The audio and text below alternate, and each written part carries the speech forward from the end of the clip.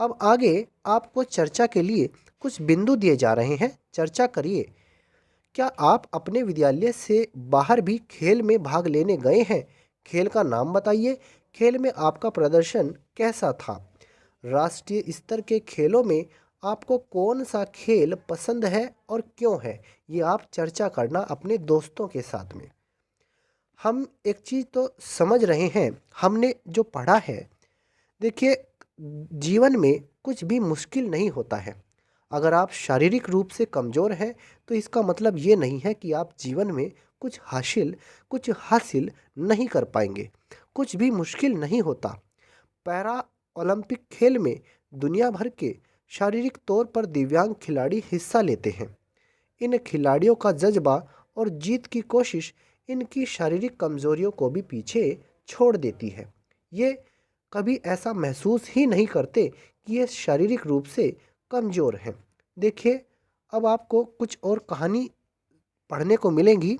हमारा गौरव, ये एक खिलाड़ी है। शरीर का निचला हिस्सा सुन्न हो जाने के बाद भी शॉट पुट यानी गोला फेंक में दीपा मलिक ने रजत पदक जीतकर पैरा ओलंपिक 2016 में पदक जीतने वाली पहली भारतीय महिला खिलाड़ी बन गई। ये जेवलिन थ्रो, तैराकी एवं मोटर रेसलिंग से जुड़ी एक दिव्यांग भारतीय खिलाड़ी है। पैरा ओलंपिक खेलों में उल्लेखनीय उपलब्धियों के कारण भारत सरकार ने इन्हें अर्जुन पुरस्कार दिया। आगे देखिए, तमिलनाडु के मरियप्पन थंगावेलु ने ऊंची कूद में स्वर्ण पदक जीता। 5 साल की उम्र में एक दुर्घटना में उनका एक पैर जख्मी हो गया था। इलाज के बाद भी ठीक नहीं हुआ। गरीबी और शारीरिक कमजोरी के बाद भी उन्होंने हार नहीं मानी। अपनी कड़ी मेहनत और लगन से स्वर्ण पदक हासिल किया। ऐसे ही लोगों की बदौलत भारत का नाम विश्व स्तर पर चमक रहा है। तो शारीरिक कमजोरी आपके मार्ग में बाधा नहीं हो सकती है। आप जो सोच लेंगे, जो मन में ठान लेंगे, उसे आप कर भी सकते हैं। शारीरिक कमजोरी से कभी हार मत मानना। अब यहाँ पर आपको अभ्यास का महत्व बताया गया है कि अभ्यास का क्या महत्व होता है। खेल कूद में शारीरिक स्वास्थ्य एवं अभ्यास का महत्वपूर्ण स्थान है। निरंतर खेल का अभ्यास हमारी शारीरिक और मानसिक सक्रियता को बढ़ाता है। खेल कूद से हम अनुशासित, धैर्यवान, समयबद्ध और विनम्र होते हैं। खेल का अभ्यास करने से आत्मविश्वास बढ़ता है, जिससे खेल के कौशल एवं बारीकियों को तीव्र गति से सीखा जा सकता है। हम खेल में नियमित अभ्यास एवं कुशलता से प्रदेश एवं राष्ट्रीय स्तर पर सफलता प्राप्त कर सकते हैं। अतः प्रतिदिन अपने मनपसंद खेलों का अभ्यास अवश्य करना चाहिए। खेल हमें आनंद की अनुभूति भी कराता है। अब यहाँ पर हमारे कुछ पारंपरिक खेलों के चित्र दिए गए हैं और इनके नीचे इनके नाम भी लिखे हैं। देखिए, ये है कबड्डी। कबड्डी का खेल आपको दिख रहा होगा चित्र में। ये हमारे कुछ पारंपरिक खेल हैं।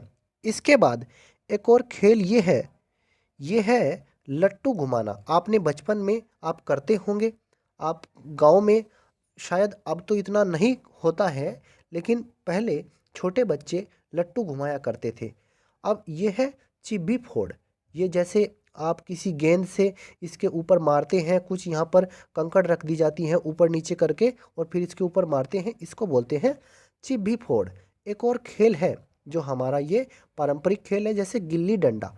आपने अगर खेला है तो आप कमेंट बॉक्स में लिखिए, क्या आप इस खेल को खेलते हैं, या इनमें से जो यहाँ पर खेल दिए गए हैं इनमें से आप कौन सा खेल खेलते हैं, कमेंट बॉक्स में लिखना।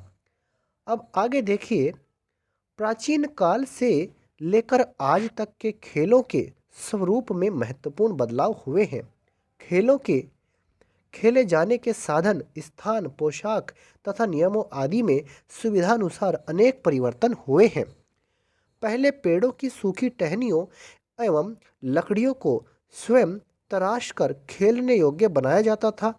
खेल के वही उपकरण अब कारखानों में बनाए जाते हैं, जो प्रयोग करने में आरामदेह तथा देखने में भी आकर्षक होते हैं।